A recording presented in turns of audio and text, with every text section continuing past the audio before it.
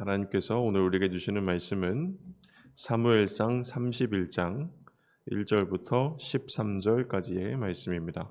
블레셋 사람들이 이스라엘을 침해 이스라엘 사람들이 블레셋 사람들 앞에서 도망하여 길보아 산에서 엎드러져 죽으니라.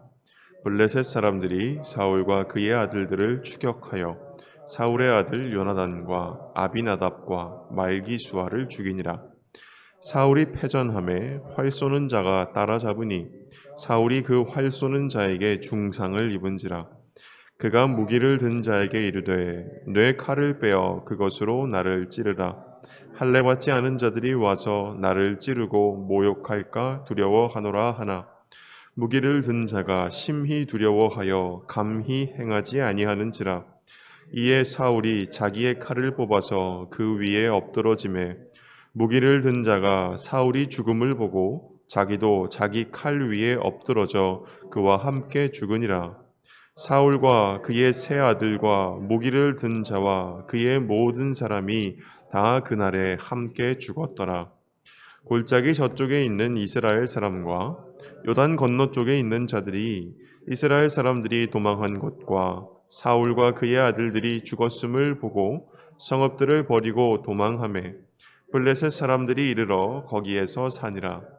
그 이튿날 블레셋 사람들이 죽은 자를 벗기러 왔다가 사울과 그의 세 아들이 길보아 산에서 죽은 것을 보고 사울의 머리를 베고 그의 갑옷을 벗기고 자기들의 신당과 백성에게 알리기 위하여 그것을 블레셋 사람들의 땅 사방에 보내고 그의 갑옷은 아스다롯의 집에 두고 그의 시체는 벳산 성벽에 못 박음에 길르앗 야베스 주민들이 블레셋 사람들이 사울에게 행한 일을 듣고 모든 장사들이 일어나 밤새도록 달려가서 사울의 시체와 그의 아들들의 시체를 벳산 성벽에서 내려가지고 야베스에 돌아가서 거기서 불사르고 그의 뼈를 가져다가 야베스 에셀 나무 아래에 장사하고 7일 동안 금식하였더라. 아멘.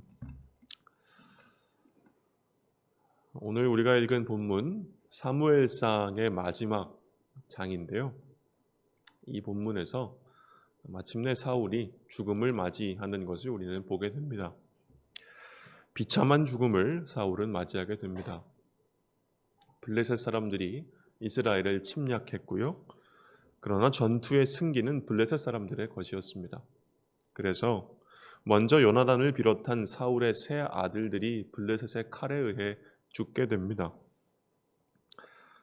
그러고 나서 죽음을 예감한 사울은 자기의 칼 위에 엎드러져 죽게 되었고 원래는 그의 무기든 자에게 자신을 죽이라 하였으나 왕을 시해하는 것을 그가 두려워했기 때문에 사울이 자기 칼 위에 스스로 엎드러져 죽음을 선택하는 그런 결과를 맞게 됩니다. 그러고 나서 그의 무기든 병사도 그 사울 왕을 뒤따라 함께 죽습니다. 그 후에 그들의 시체는 블레셋 사람들에게 발견되어서 먼저 모욕당했고 그리고 그들의 죽음은 블레셋의 신이 이스라엘의 하나님을 이겼다는 증거로 사용되어서 그들의 성벽과 신전에 전시되었습니다. 이 기록을 읽으면서 우리는 앞선 사울의 일생을 부정적으로 평가하기가 쉬운데요. 오히려 사무엘서는 다윗의 입을 빌려서 사울의 인생에 대해서 의외의 평가를 내립니다. 사울의 죽음을 듣고 그리고 자기의 친우였던 요나단의 죽음을 듣고 슬퍼하며 애도하면서 다윗이 그들을 위해서 애도하는 노래를 지어 부르는데요. 그것이 사무엘하 1장 17절에서 27절까지의 말씀에 담겨 있습니다. 이 말씀을 제가 요약해서 몇 군데만 발췌해서 여러분께 들려드리면 이렇습니다.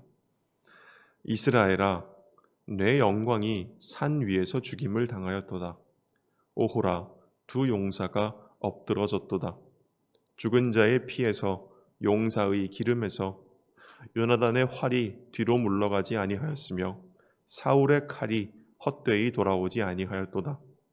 사울과 요나단이 생전에 사랑스럽고 아름다운 자이러니 죽을 때에도 서로 떠나지 아니하였도다. 그들은 독수리보다 빠르고 사자보다 강하였도다. 오호라, 두 용사가 엎드러섰으며 싸우는 무기가 망하였도다.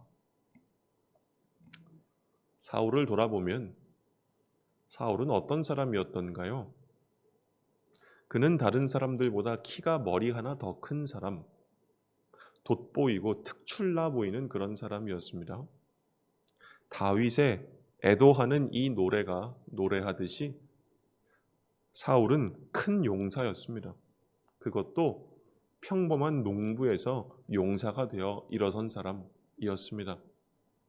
필부였고 범부였으나 대장부로 변모한 사람이 사울이었습니다. 하나님의 백성 이스라엘을 위해서 그들의 대적인 블레셋과 맞서 싸울 하나님의 강력한 무기로 선택받고 쓰임받은 사람이 사울이었습니다. 그래서 그는 자신이 세움받은 바를 따라 전사 왕으로서 평생을 블레셋과 싸우는 일에 바쳤습니다. 그러한 과거가 있기 때문에 오늘 사울의 죽음이 더욱더 안타까운 것이라고 할 수 있겠습니다.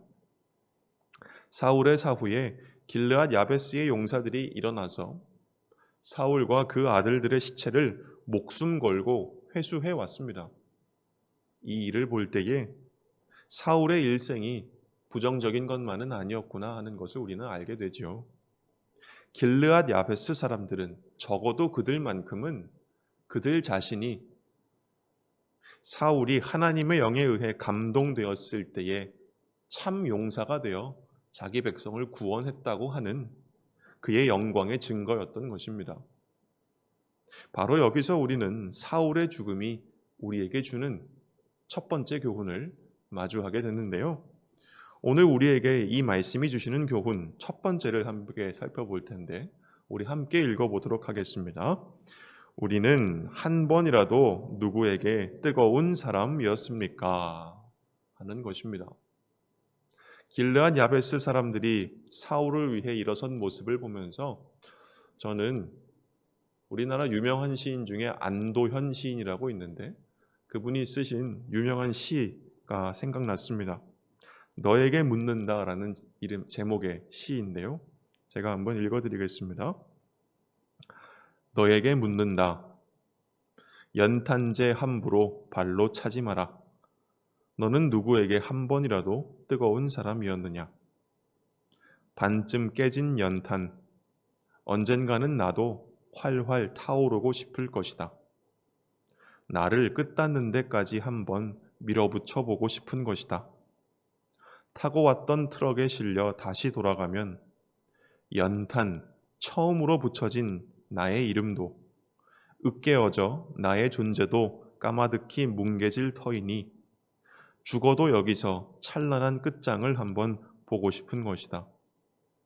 나를 기다리고 있는 뜨거운 밑불 위에 지금은 인정머리 없는 차가운 갈라진 내 몸을 얹고 아래쪽부터 불이 건너와 옮겨 붙기를 시간의 바통을 내가 넘겨받는 순간이 오기를 그리하여 서서히 온몸이 벌겋게 달아오르기를 나도 느껴보고 싶은 것이다. 나도 보고 싶은 것이다. 너는 누군가에게 한 번이라도 뜨거운 사람이었느냐? 라고 말하는 이 19절이 사울의 일생을 통해서 저에게 들려오는 것 같습니다. 제가 읽어드린 19절처럼 발로 채워서 반쯤 깨진 연탄이 쓸모 없어져서 트럭에 다시 실려가는 것처럼 비록 사울이 그 인생 말미에는 하나님께 버림을 받고 비극적인 삶을 살았을지언정 그는 길르앗 야베스를 구원한 찬란한 영웅이었습니다. 그때 그는 분명 하나님의 용사였던 것입니다. 하나님의 마음에 감동되어서 동족의 비극을 듣고 한 마음으로 눈물 흘릴 줄 아는 뜨거운 영혼의 소유자였다고 하는 것입니다. 그때, 적어도 그때에 사울은 하나님의 뜻을 온전히 살아냈던 사람이었습니다. 이것을 유념하면서 사울의 죽음을 다시 보면 그가 이렇게 비참하게 죽고 말았다는 사실이 더욱 안타깝습니다. 이 거친 세상 살아가면서 인생이라고 하는 것이 우리를 어느 정도는 닳게 만들고 지저분하게 만들어서 오늘 우리야말로 안도현 시인의 연탄처럼 인정머리 없는 차가운 갈라진 연탄 같은 존재들이 되어버린 것은 아닙니까? 이런 우리들에게 오늘 사울의 죽음은 너는 누구에게 한 번이라도 뜨거운 사람이었느냐라고, 너는 한 번이라도 너의 마음을 불태워서 주님의 마음을 쫓아본 적이 있었느냐라고, 주님의 정열을 쫓아서 너의 곁에 있는 사람을 너 자신과 같이 뜨겁게 사랑하고 그의 고통에 참여하고 그와 함께 너의 가진 것을 나누어 본 적이 한 번이라도 있었느냐고 우리에게 말하고 있는 것입니다. 오늘 이 사울의 죽음에 대한 이야기가 우리에게 주시는 교훈 두 번째를 함께 살펴보겠습니다. 우리 함께 읽어보겠습니다. 세상은 하나님의 마음에 진정 합한 사람의 출현을 고대하고 있습니다. 그럼에도 불구하고 왕으로서의 사울은 자신이 걸어야 할 길을 온전히 걷지 못했던 것 또한 사실입니다. 그가 저질러 왔던 과오가 무엇이었는지 우리는 새벽에 사무엘상의 본문을 읽으면서 잘 알고 있습니다. 그가 저지른 과오, 그가 참 걸어야 할 길을 빗나갔던 바로 그것은 곧 이스라엘 전체의 과오이자 이스라엘 전체의 빗나감이었다. 이렇게 얘기할 수 있습니다. 그들의 과오는 무엇이었습니까? 그들의 빗나감이라고 하는 것은 무엇이었습니까? 그것은 바로 하나님을 신뢰하지 않은 것이었다라고 하는 것입니다. 이스라엘이 하나님을 신뢰하지 못한 증거가 무엇입니까? 그들이 왕을 요청했다라고 하는 것이죠. 그럴 때에 그들은 뭐라고 말한 것이냐면 하나님이 싸우셔야 할 그 싸움을 자기들이 왕을 세워서 우리들이 하겠습니다 라고 떠맡았다라고 하는 것입니다. 하나님이 대신 싸워주시는 그 싸움을 자기들이 할 수 있다고, 자기들이 하겠다라고 당신으로는 우리가 답답해서 안 되겠다고 말한 셈입니다. 그러나 우리가 아는 것처럼 하나님의 싸움을 그의 백성을 위해 싸워주실 수 있는 분은 하나님밖에 없는 것입니다. 그래서 이스라엘이 블레셋과의 전쟁에서 패배한 것입니다. 사울도 마찬가지였지요. 그는 때로 오만하여서 하나님을 듣는 법을 잊어버렸고 하나님을 신뢰하지 못하고 대신 사람의 눈에 보이는 그 수단과 방법과 힘들을 신뢰하여서 그 결과는 끊임없는 불안에 시달렸습니다. 하나님이라는 터전을 잃고 방황하면서 사울은 백성의 인기를 끌었구나라고 생각되었던 그 어린 다윗에게 질투를 느껴서 그의 여생 내내 그를 죽이기 위해 쫓아다녔습니다. 어쩌면 사울은 평생의 벗이자 전우로 서로에게 충직한 왕과 신하로 아름다운 관계를 맺을 수 있었는데 사울이 그 스스로 그 아름다운 기회를 망가뜨리고 만 것이지요. 사울과 이스라엘의 실패는 하나님을 철저히 신뢰하고 그분의 마음으로 자기를 불태우는 일에 실패한 사람, 바로 우리들의 모습입니다. 블레셋의 위협이 오늘 본문 말씀에서 여전히 남아있듯이 오늘 이 세상은 여전히 우리들에게 전장과도 같고 싸움터와 같습니다. 우리 살아가는 이 세상 가운데에는 하나님이 우리에게 허락하신 삶을 아름답게 살아내는 일을 방해하는 힘들이 있습니다. 우리로 하여금 예수적인 삶을 살아가는 것을 방해하는 힘들이 있습니다. 그 힘들은 먼저는 우리의 내면에도 있고 그리고는 우리가 살아가는 이 사회에 만연해 있는 폭력적이고 불의한 구조로도 형상화되어 있습니다. 그 인간과 세상, 하나님이 지으신 모든 피조물들이 바로 이때에 신음하고 있습니다. 그리고 이때에 로마서의 말씀이 말씀하는 것처럼 모든 피조물들은 하나님의 아들들이 나타나기를 고대하고 있다라고 하는 것입니다. 하나님의 아들들이 나타나기를 기다리고 있다라고 하는 것은 무슨 말입니까? 우리 살아가는 이 세상이 하나님의 마음에 진정 합한 사람이 나타나기를 기다리고 있다라고 하는 것입니다. 오늘 본문, 사울의 죽음을 다루고 있는 이 본문은 그 죽음을 통해 사울의 일생을 돌아보게 하고 이스라엘의 과거를 돌아보게 함으로써 오늘 우리로 하여금 궁극적으로는 바로 우리가 사울과 이스라엘의 실패를 번복하지 않는 하나님의 마음에 진정 합한 사람이 되어서 여러분 우리가 살아가는 삶의 자리를 아름답게 만드는 일에 힘쓰라고 오늘 우리에게 말해주고 있는 것입니다. 오늘 이 말씀을 읽을 때에 사울의 죽음을 생각하시고 그리고 그의 일생과 이스라엘의 과거를 돌아보시고 그리고 그로써 오늘 우리도 우리 자신과 이 세상을 돌아볼 수 있기를 바랍니다. 그리고 사무엘 하에 다윗이 등장하게 되듯이 우리도 다윗을 따라 그리고 다윗의 길을 따랐던 예수님의 길을 따라서 하나님의 마음에 진정 합한 사람이 될 수 있기를 바랍니다. 그래서 우리가 오늘 이 아침 하루를 시작하실 때에 하나님을 들으며 그분 마음으로 우리 스스로를 뜨겁게 불태우는 오늘 하루를 살아가실 수 있기를 주님의 이름으로 기원합니다. 아멘. 함께 기도하겠습니다. 사랑과 은혜가 풍성하신 하나님 아버지, 우리를 바른 길로 우리가 걸어야 할 삶의 길로 인도하시기 위해서 오늘 저희들에게 이 거룩한 주의 말씀을 허락하심을 감사합니다. 하나님, 이 말씀을 오늘 우리가 하루를 살아가기 위한 나침반으로 삼을 수 있도록 주님 도와주십시오. 이 말씀을 통하여 하나님께서 우리에게 들려주시는 그 말씀 우리가 찬찬히 듣고 곱씹을 수 있도록 주님 도와주십시오. 사울의 죽음을 보면서 사울의 일생을 돌아봅니다. 그는 분명 일생의 어느 한순간에서는 누군가에게라도 뜨거운 사람이었습니다. 그와 같이 우리도 한 번이라도 누군가에게 뜨거운 사람 될 수 있도록 주님 도와주십시오. 주님의 마음으로 나 자신을 불태워서 내 곁에 있는 누구에게나 한 번이라도 뜨겁게 그를 사랑하고 그와 고통에 함께 참여하고 그와 가진 것을 나눌 수 있는 그런 사랑의 사람이 될 수 있도록 주님 도와주십시오. 그러나 그의 실수 또한 있었음을 기억합니다.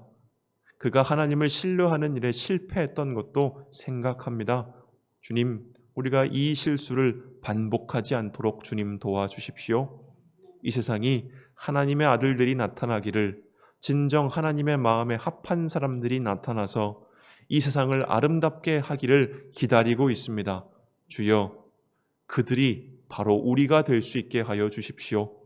우리가 바로 그러한 사람들이 되어 분연히 일어설 수 있도록 우리 마음의 깊은 곳에서부터 바로 그것을 소원할 수 있도록 주님 도와주시옵시고 그때 우리에게 그러한 길을 걸어갈 수 있는 그러한 사람 될 수 있는 능력을 주의 성령께서 허락하여 주시옵소서.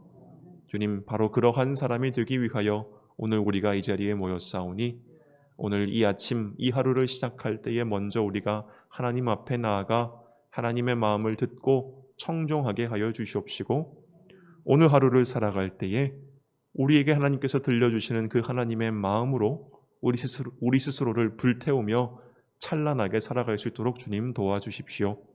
하나님께 감사드리며 헌금을 드리는 이 예물을 드리는 그 가정의 기도 제목을 주님께서 다 들어 응답하여 주시옵시고 오늘 하루 그 가정에 복을 내려 주시옵소서. 하나님, 몸이 아픈 사람들이 있습니다. 하나님의 뜻을 따르고 싶지만 육체가 연약하여 따르지 못하는 사람들이 있습니다. 하나님, 그 몸의 고통을 주님 덜어주시고 주님 그 질병으로부터 자유롭게 하여 주십시오. 마음의 연약함이 있어 하나님을 따르지 못하는 사람들이 있다면 하나님 그 마음에 있는 모든 연약함과 어두움도 주님께서 다 걷어 주시옵소서. 예수 그리스도의 이름으로 기도드립니다. 아멘.